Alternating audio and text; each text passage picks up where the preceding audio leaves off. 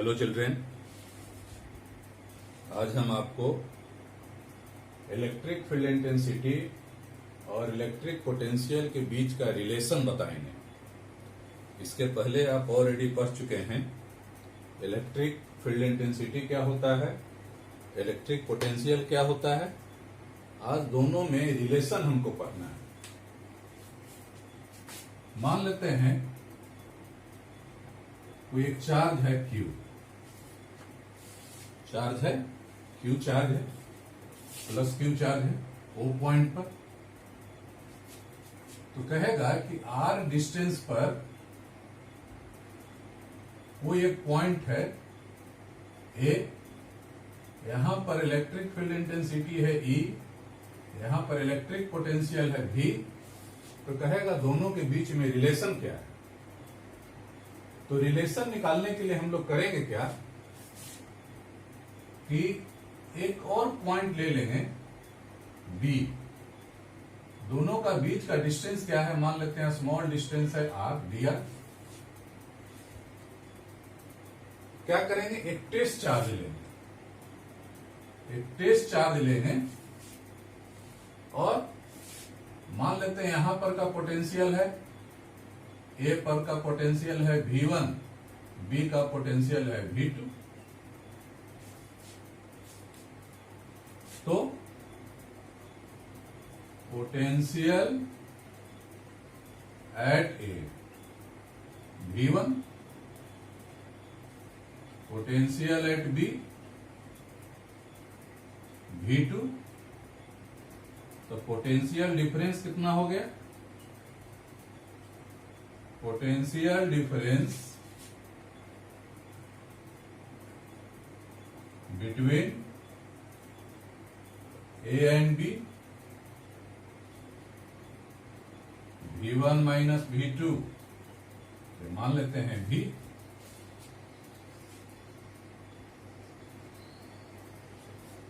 या इसको हम लोग मान लें D भी। तो according to definition of potential difference क्या होता है, according to definition of potential difference, जैसा कि आप पोटेंशियल डिफरेंस का डिफिनीशन पढ़े हैं। पोटेंशियल डिफरेंस का डिफिनीशन यह बताता है कि कोई यूनिट पॉजिटिव चार्ज को एक पॉइंट से दूसरे पॉइंट तक ले जाने में जो वर्क करना पड़ता है वही वर्क वहां का पोटेंशियल डिफरेंस कहलाता है। तो according to definition of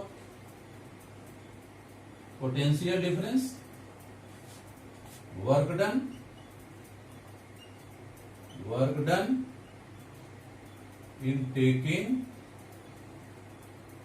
unit positive test charge from B to A। Unit positive test charge को B से A तक ले जाने में कितना वर्क करना पड़ा। मान लेते हैं स्मॉल डिस्टेंस है दोनों के बीच में डेल्टा R, तो दोनों के बीच का वर्क डन भी मान लेते हैं हो गया DW। तो आप कह सकते हैं DV equal to work done. तो वर्क डन तो हो गया टेस्ट चार्ज को B से A तक ले जाने में कितना वर्क करना पड़ा, DW। तो यूनिट पॉजिटिव चार्ज को कितना वर्क करना पड़ेगा, टेस्ट चार्ज से डिवाइड कर देंगे। तो हम यहां टेस्ट चार्ज से डिवाइड कर दिए, तो इसको हम लिख सकते हैं वर्क डन इक्वल टू क्या होता है, force into displacement by test charge. यहां हम एक नेगेटिव साइन लेते हैं। नेगेटिव साइन इसलिए लेते हैं कि यहां पर पॉजिटिव चार्ज है, यहां पर पॉजिटिव चार्ज है, फोर्स तो रिपल्सन फोर्स लगेगा और रिपल्सन फोर्स के अगेंस्ट में हम वर्क कर रहे हैं, इसलिए यहां हम नेगेटिव साइन लेते हैं। मतलब here negative sign so that work is done against the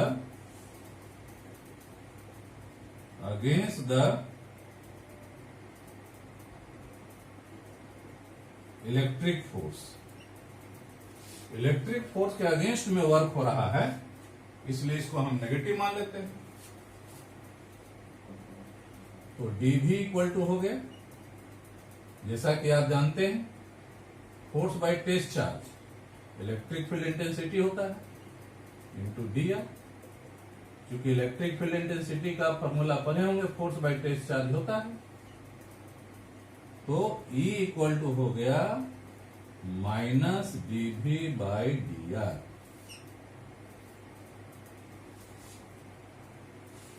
E equal to minus dV by dr, जहां E हो गया इलेक्ट्रिक फील्ड इंटेंसिटी, V हो गया पोटेंशियल। यही इलेक्ट्रिक फील्ड इंटेंसिटी और पोटेंशियल के बीच का रिक्वायर्ड रिलेशन, पोटेंशियल और इलेक्ट्रिक फील्ड इंटेंसिटी के बीच का रिलेशन है।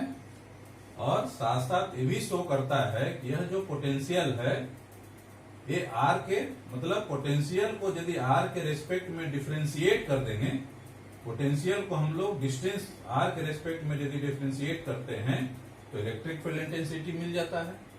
इसको पोटेंशियल ग्रेडियंट भी बोला जाता है। इसको क्या हम लोग कहते हैं? इसको पोटेंशियल ग्रेडियंट भी बोला जाता है।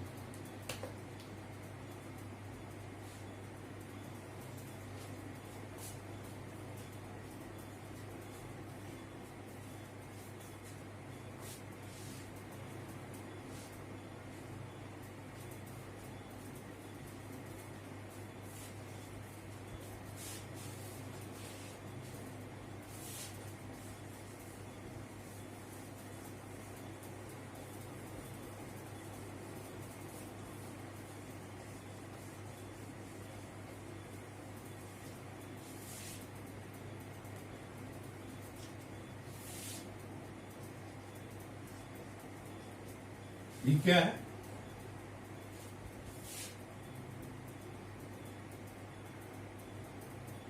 माइनस, इसको पोटेंशियल ग्रेडियंट बोलते हैं।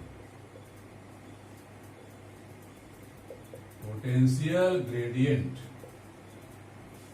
मतलब किसी पॉइंट पर negative potential dV by dr को बोलते हैं dV बाई dr को बोला जाता है, इसी को हम लोग कहते हैं पोटेंशियल ग्रेडियंट। इसी को बोलते हैं पोटेंशियल ग्रेडियंट। मतलब कह सकते हैं किसी पॉइंट पर नेगेटिव पोटेंशियल ग्रेडियंट उस पॉइंट पर इलेक्ट्रिक फील्ड इंटेंसिटी कहलाता है। हेंस कह सकते हैं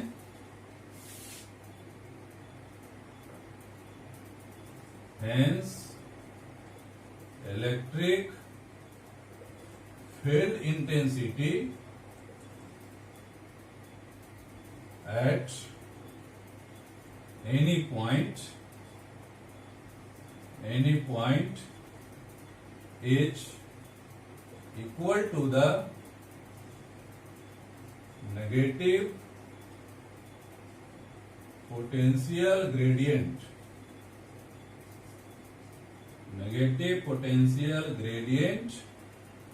at that point। मतलब इलेक्ट्रिक फील्ड इंटेंसिटी क्या है? तो किसी पॉइंट पर नेगेटिव पोटेंशियल ग्रेडियंट के बराबर होता है। कभी कभी पूछेगा पोटेंशियल ग्रेडियंट का यूनिट डायमेंशन क्या होगा? Unit of potential gradient, potential gradient मतलब dV बाई dr। तो dV बाई dr, dV मतलब पोटेंशियल डिफरेंस या पोटेंशियल कर सकते हैं, r मतलब डिस्टेंस हो गया। तो पोटेंशियल का होता है वोल्ट और डिस्टेंस का हो गया मीटर, वोल्ट पर मीटर। तो पोटेंशियल ग्रेडियंट का यूनिट हो गया वोल्ट पर मीटर। इसी के अनुसार डायमेंशन भी निकाल लेंगे। पोटेंशियल का डायमेंशन में डिस्टेंस का डायमेंशन से भाग दे देंगे, डिवाइड कर देंगे, तो पोटेंशियल ग्रेडियंट का हो जाएगा डायमेंशन हो जाएगा। ये तो हो गया किसी पॉइंट पर इलेक्ट्रिक फील्ड इंटेंसिटी और इलेक्ट्रिक पोटेंशियल का बीच का रिलेशन। अब हम लोग जरा देखें कि इसका एग्जाम्पल आप देख सकते हैं, प्रूफ देख सकते हैं कि क्या ये रिलेशन सही है। इसको टेस्ट करने के लिए हम लोग क्या करेंगे, हम लोग ऑलरेडी बहुत चीज पढ़ चुके हैं, खास करके पॉइंट चार्ज के कारण किसी पॉइंट पर पोटेंशियल का वैल्यू निकाल चुके हैं, इलेक्ट्रिक फील्ड इंटेंसिटी का वैल्यू निकाल चुके हैं, साथ ही साथ इलेक्ट्रिक डाइपोल के कारण भी हम लोग निकाल चुके हैं। तो जरा हम लोग देखें, हम लोग निकालें कि यदि किसी पॉइंट पर पोटेंशियल दिया हुआ है तो इलेक्ट्रिक फील्ड इंटेंसिटी कैसे निकलेगा, या इलेक्ट्रिक फील्ड इंटेंसिटी दिया हुआ है तो पोटेंशियल कैसे निकलेगा। तो पोटेंशियल दिया हुआ है तो डिस्टेंस के रिस्पेक्ट में डिफरेंशिएशन करेंगे तो इलेक्ट्रिक फील्ड इंटेंसिटी निकल जाएगा, या dV इक्वल टू हम लोग कर सकते हैं -E इंटू dr। फिर इसको इंटीग्रेट कर देंगे, मतलब इलेक्ट्रिक फील्ड इंटेंसिटी को डिस्टेंस के रिस्पेक्ट में इंटीग्रेट करेंगे तो पोटेंशियल मिल जाएगा। जिस तरह पोटेंशियल को डिस्टेंस के रिस्पेक्ट में डिफरेंशिएशन कीजिएगा तो इलेक्ट्रिक फील्ड इंटेंसिटी मिलेगा, उसी तरह डिस्टेंस को इलेक्ट्रिक फील्ड इंटेंसिटी को डिस्टेंस के रिस्पेक्ट में इंटीग्रेट करेंगे तो हमको मिल जाएगा पोटेंशियल। तो जरा हम लोग एक देखें, एक एग्जांपल, खास करके एक पॉइंट चार्ज के कारण एग्जांपल लेकर के देखें कि देखिए ये सही है कि नहीं।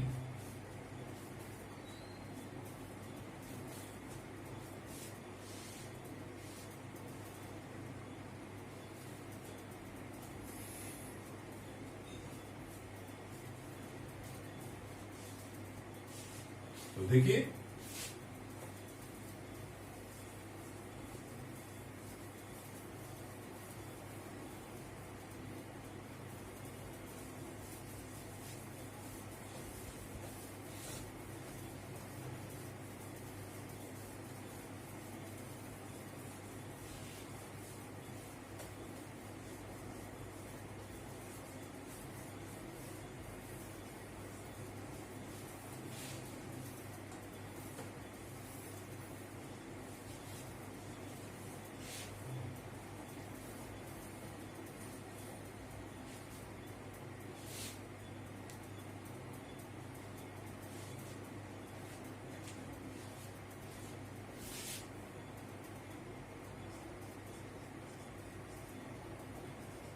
एप्लीकेशन देखें,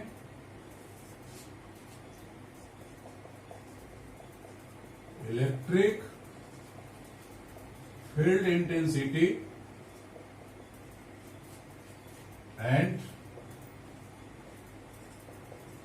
इलेक्ट्रिक पोटेंशियल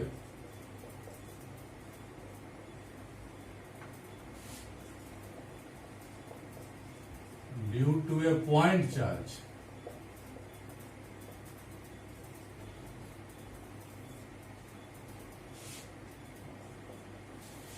कहता है कि एक पॉइंट चार्ज है, एक पॉइंट चार्ज है Q, यहां से R डिस्टेंस पर कोई एक पॉइंट है P। तो अभी हम बताएं कि यदि हमको पोटेंशियल दिया हुआ है तो इलेक्ट्रिक फील्ड इंटेंसिटी निकाल सकते हैं, इलेक्ट्रिक फील्ड इंटेंसिटी दिया हुआ है तो पोटेंशियल निकाल सकते हैं। तो जरा हम लोग मान लेते हैं कि यहां पर पोटेंशियल कितना होता है।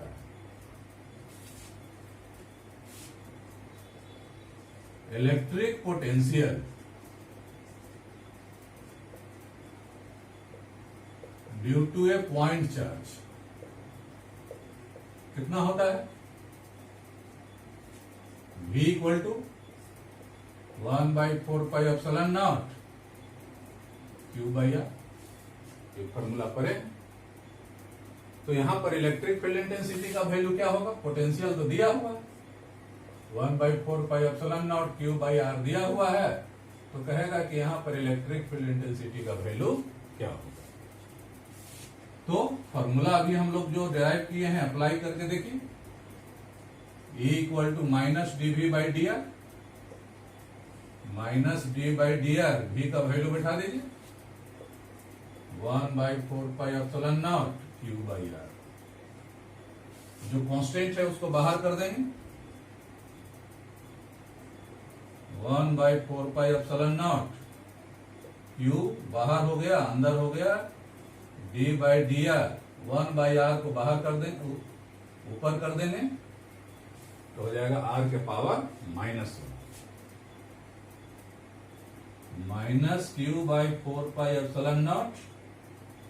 देखिए डिफरेंशिएशन आप तो जानते ही हैं, क्या है फॉर्मूला, जैसे x के पावर n है, इसका डिफरेंशिएशन करते हैं तो क्या होता है nx के पावर n-1। यहां हम लोग पावर को आगे कर दें -1 r -1 और एक और पावर घट गए, क्या हो जाएगा पावर माइनस माइनस प्लस हो गया क्यू बाई 4πε0, अंदर हो गया r के पावर -2। तो e का वैल्यू हो गया, कितना हो गया 1/4πε0 1/r²।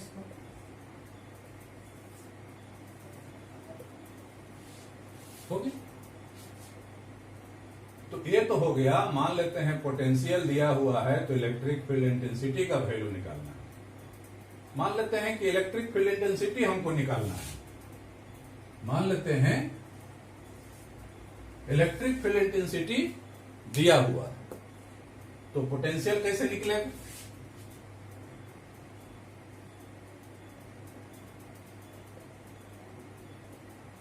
Electric field intensity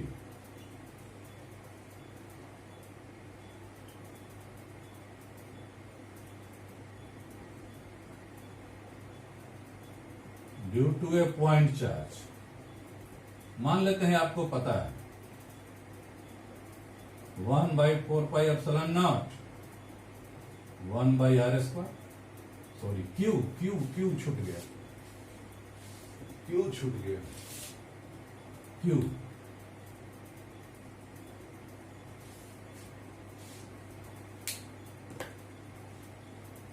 Q/r², ये तो होता है फॉर्मूला। अब जरा देखिए पोटेंशियल कैसे निकलेगा, E इक्वल टू होता है minus dV by d are, या dV इक्वल टू हो जाएगा -E इंटू डी आर। तो जरा देखिए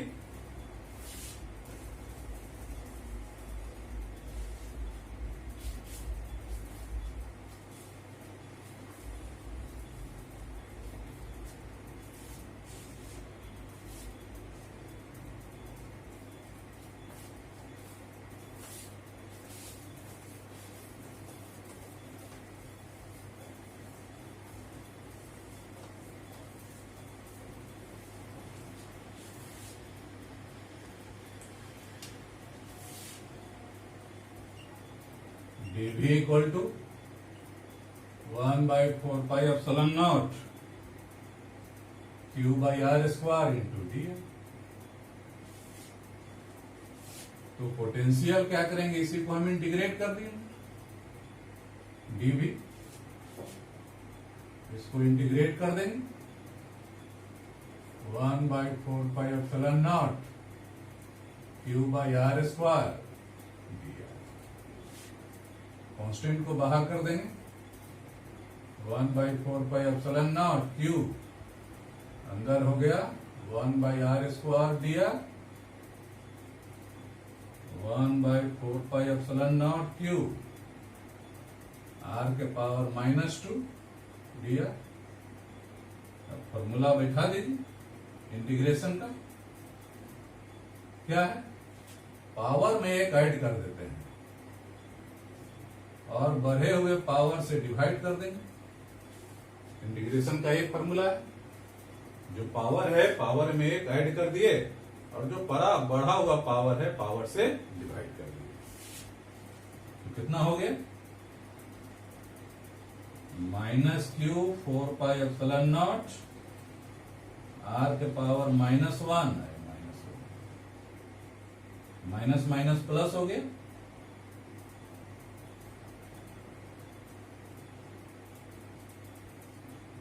और 1/r हो गया। मतलब इलेक्ट्रिक फील्ड इंटेंसिटी का वैल्यू हो गया 1/4, सॉरी पोटेंशियल का वैल्यू हो गया 1/4πε0 q/r।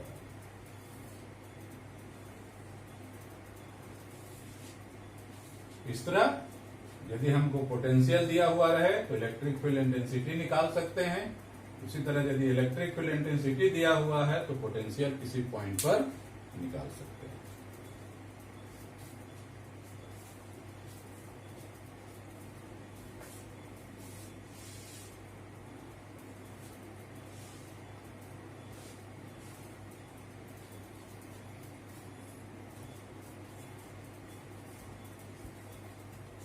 अब जरा हम लोग जल्दी से देखें, यदि ये तो हो गया पॉइंट चार्ज के कारण, यही यदि इलेक्ट्रिक डाइपोल रहता तो क्या होता? इलेक्ट्रिक डाइपोल रहता तो क्या होता?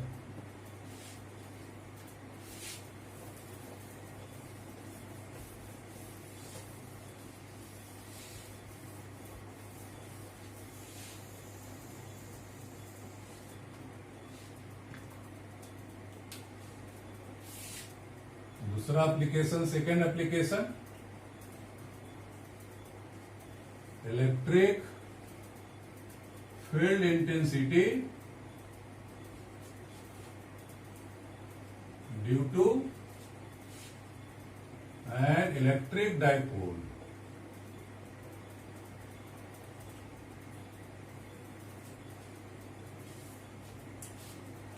इलेक्ट्रिक डाइपोल के कारण इलेक्ट्रिक फील्ड इंटेंसिटी का वैल्यू कैसे निकालें?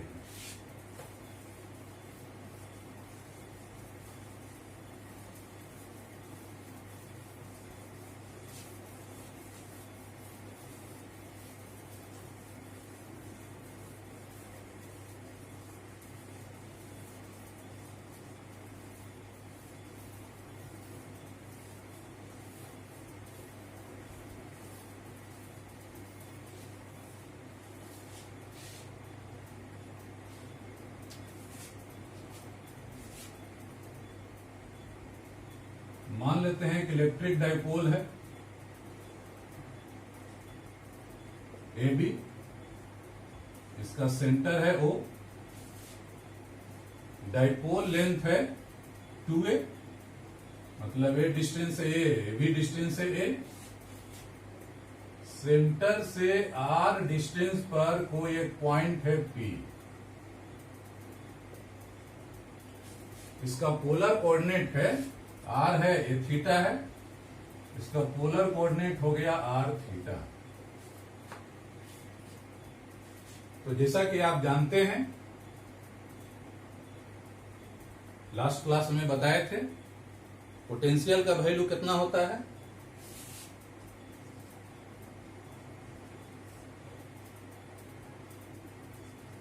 इलेक्ट्रिक पोटेंशियल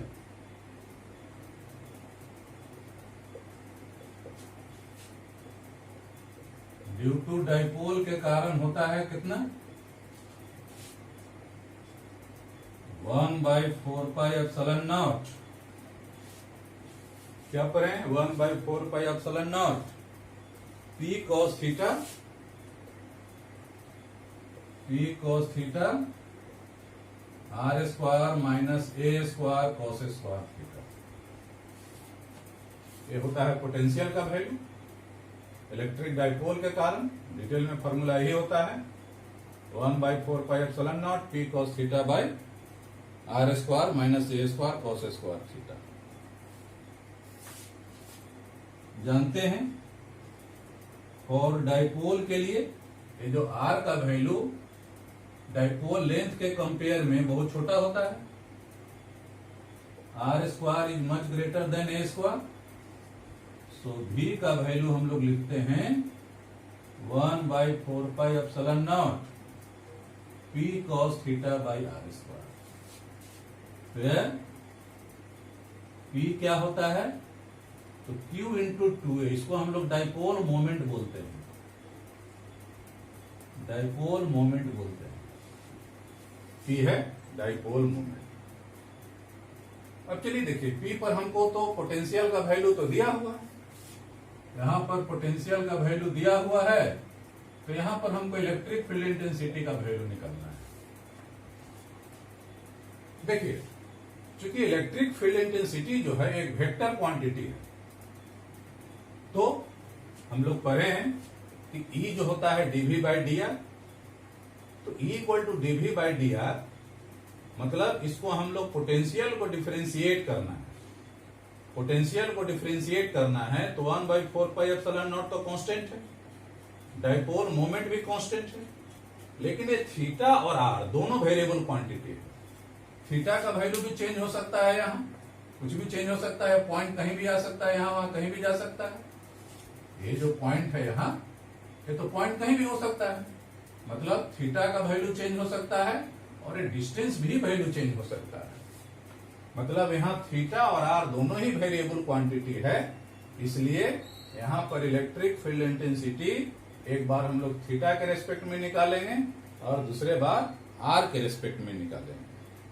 तो पहले हम लोग जो निकालें, पहले आर के रेस्पेक्ट में। Electric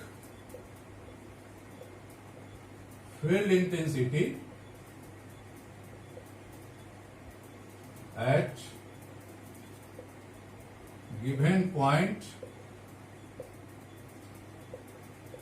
with respect to distance r के रेस्पेक्ट में क्या हो जाएगा, E minus dV by d r, d by d r, V का फॉर्मूला हम लोग बैठा दें 1/4πε0 P cos theta by r square. यहां जो हम डिफरेंशिएशन कर रहे हैं आर के रेस्पेक्ट में कर रहे हैं, डिस्टेंस के रेस्पेक्ट में कर रहे हैं, इसलिए P और थीटा दोनों कांस्टेंट माने हैं। इसको बाहर कर दीजिए, 1/4πε0 P cos theta d by d r 1/r square हो गया,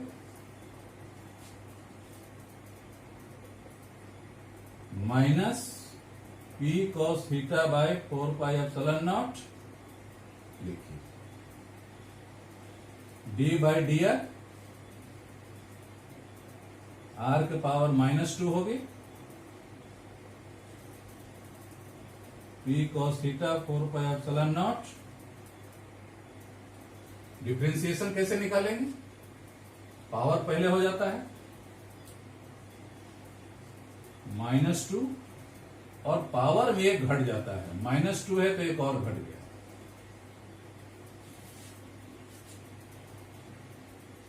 देखिए तो वैल्यू क्या हो गया,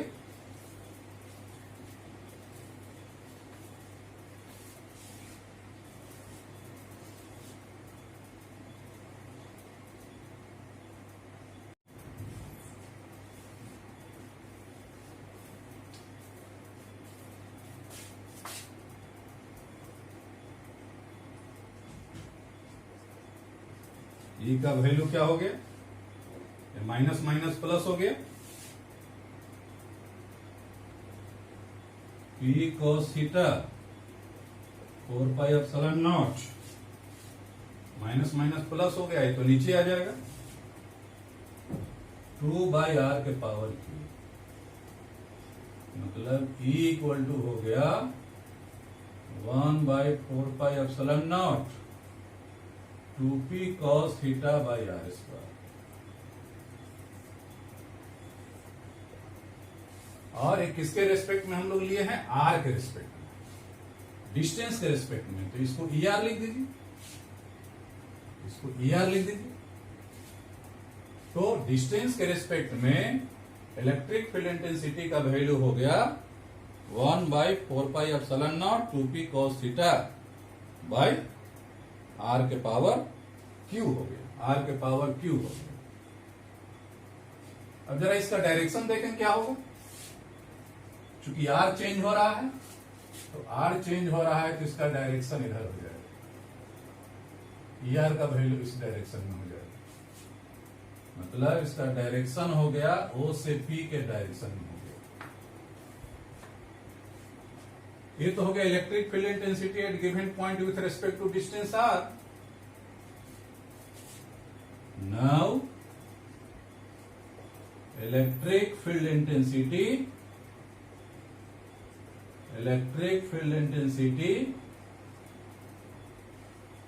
at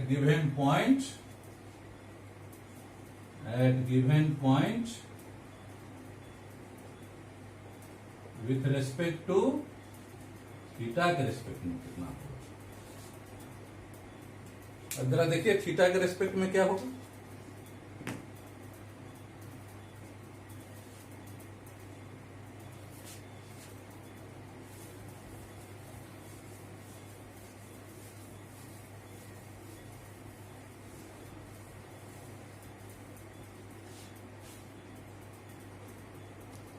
पहले तो जरा देखिए, यदि थीटा चेंज होता है तो क्या होगा, इस तरह चेंज होगा, इस डायरेक्शन में। थीटा इसी तरह ना चेंज होगा, थीटा इस तरह चेंज होगा, इस तरह चेंज होगा, तो ये हो जाएगा, ये थीटा का डायरेक्शन हो जाएगा।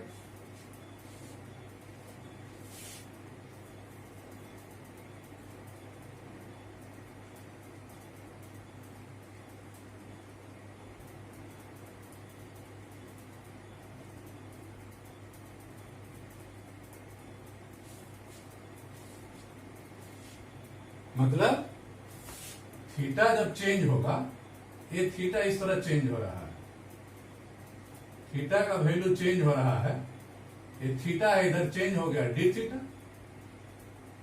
तो डी थीटा चेंज हो गया तो ये कितना चेंज होगा, पी से क्यू। मतलब ये चेंज हो गया, मान लेते हैं डीएल, डीएल चेंज हुआ, तो इसको हम लोग कह सकते हैं ई थीटा कह सकते हैं, या ई एल मान लिए हैं, इसके डायरेक्शन में हो जाएगा, इसको ई एल भी हम लोग कह सकते हैं, और ए हो जाएगा माइनस डीवी बाई क्या हो जाएगा, डीएल हो जाएगा, डीवी बाई इधर हो गया डीएल। इधर चेंज हो रहा, इधर चेंज होगा डी आर, इधर यदि चेंज होगा थोड़ा सा, इधर यदि चेंज होता है डी आर, तो इधर कितना चेंज होगा, डीएल।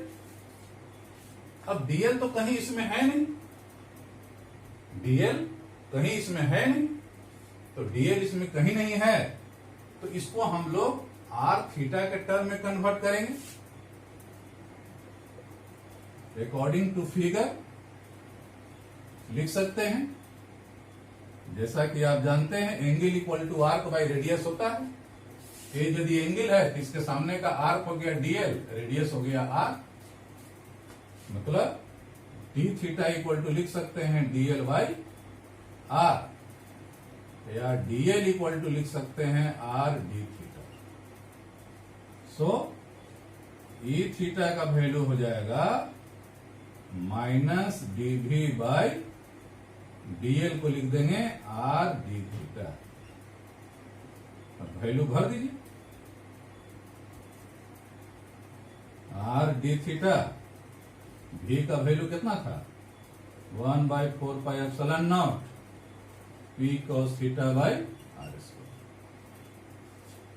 अब यहां जो इंटीग्रेशन करना है, सॉरी यहां जो डिफरेंशिएशन करना है वो थीटा के रेस्पेक्ट में है, और थीटा का रेस्पेक्ट में है, इसका मतलब थीटा सिर्फ वेरिएबल हो गया, थीटा के अलावा जितना भी क्वांटिटी हो जाएगा सब कांस्टेंट होगा।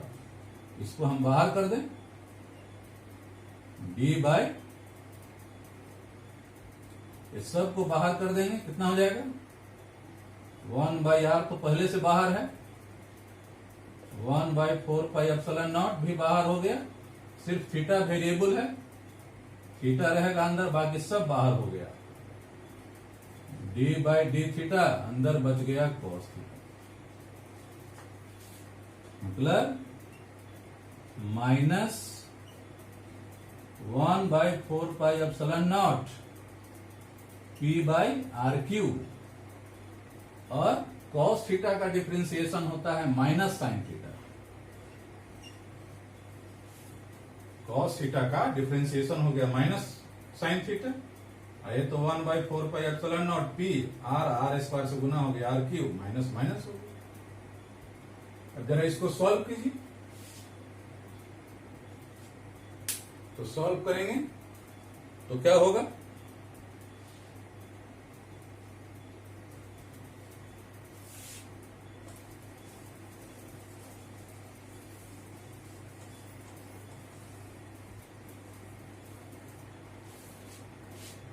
तो सॉल्व करेंगे तो हो जाएगा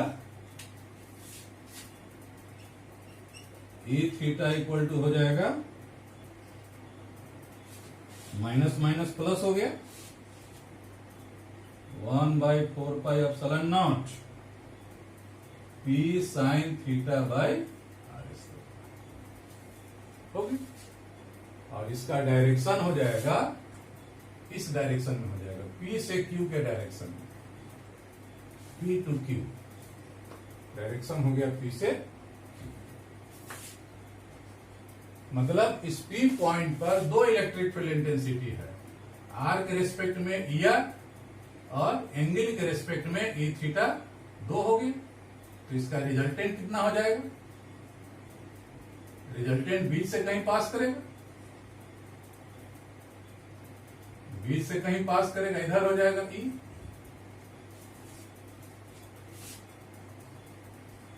नाउ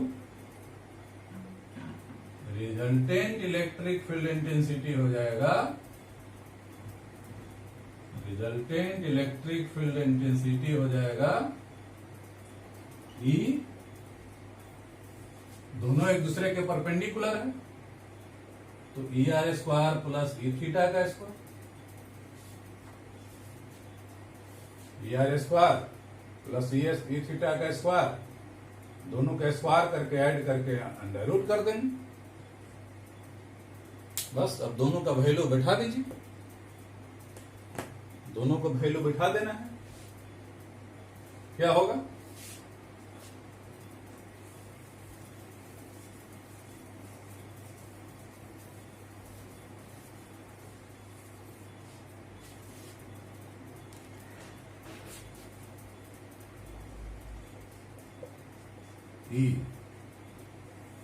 ER का वैल्यू कितना था, 1/4πε0 कितना था, 2p cos थीटा,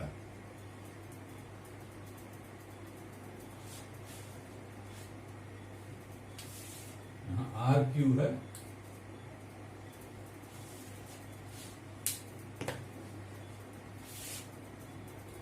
ER का वैल्यू था 2p cos theta by r³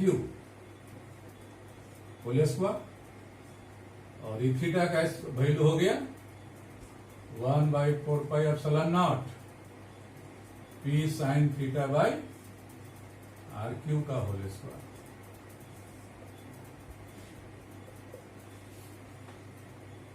इसको सॉल्व कर देंगे, कैसे सॉल्व करेंगे,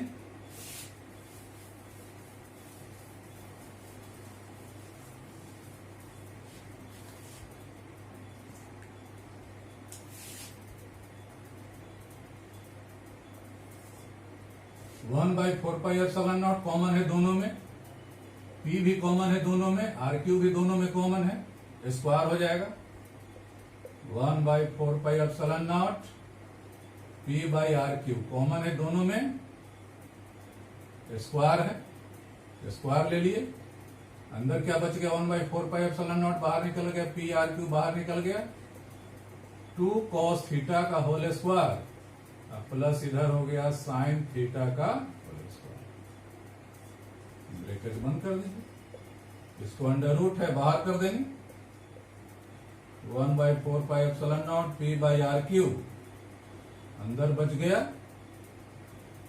4 cos square theta, sine square theta को हम लोग cos स्क्वायर थीटा में कन्वर्ट कर दें, 1 माइनस cos स्क्वायर थीटा।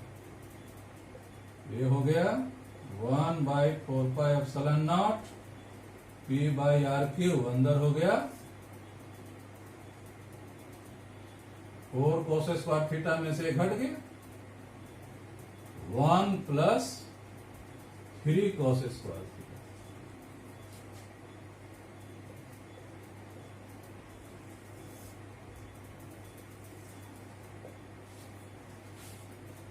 तो इलेक्ट्रिक डाइपोल के कारण किसी पॉइंट पर इलेक्ट्रिक फील्ड इंटेंसिटी का फॉर्मूला हो गया हमारा 1/4πε0 P/r³ √1 + 3 cos स्क्वायर थीटा। यही फॉर्मूला हम लोग ऑलरेडी निकाल चुके थे। यही फॉर्मूला पहले जब हम निकाले थे इलेक्ट्रिक फील्ड इंटेंसिटी का फॉर्मूला एट एनी पॉइंट के लिए निकाले थे, तो यही फॉर्मूला आया था। अब इसका यदि हम डायरेक्शन निकालेंगे तो क्या होगा,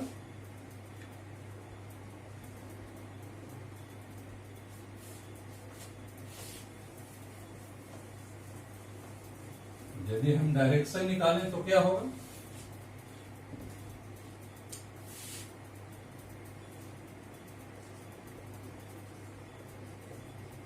डायरेक्शन ऑफ ई। देखिए मान लेते हैं कि ई जो है आर से मान लेते हैं अल्फा एंगल बना रहा है, अल्फा एंगल बना रहा है, तो tan alpha P/d perpendicular by base, इसके लिए P हो गया ई थीटा और बेस हो गया ई आर।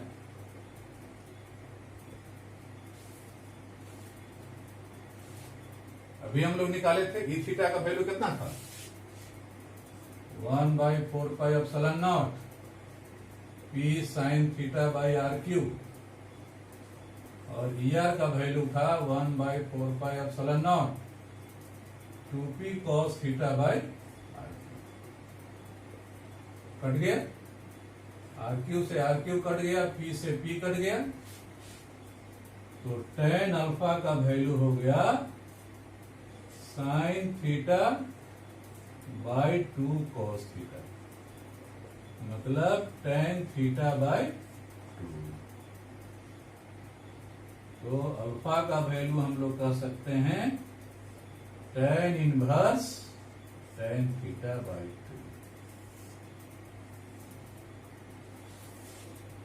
ये भी वैल्यू निकल गया, एंगल भी निकल गया।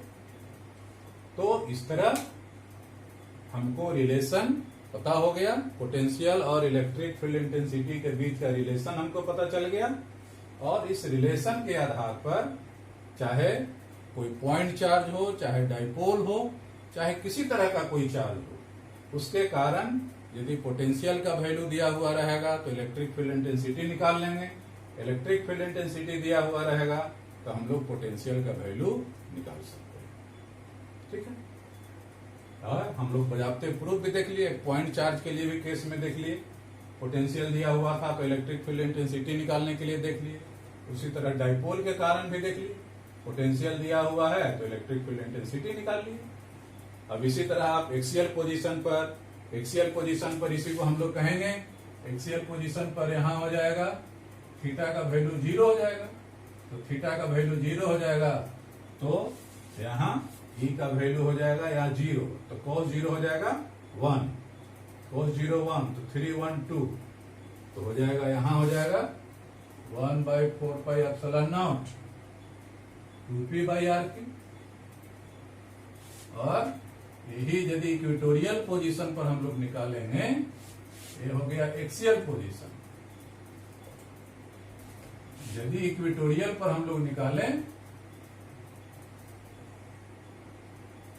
इक्वेटोरियल का मतलब हो गया थीटा हो गया 90 डिग्री, थीटा 90 डिग्री, तब यहां ई का वैल्यू हो जाएगा, तो ये 90 मतलब ये 0 हो गया, cos 90 0 हो गया, तो ये सारा 0 हो जाएगा, 1 हो जाएगा, 1/4πε0 P/r। पहले भी हम लोग निकाल चुके हैं, यही होता है।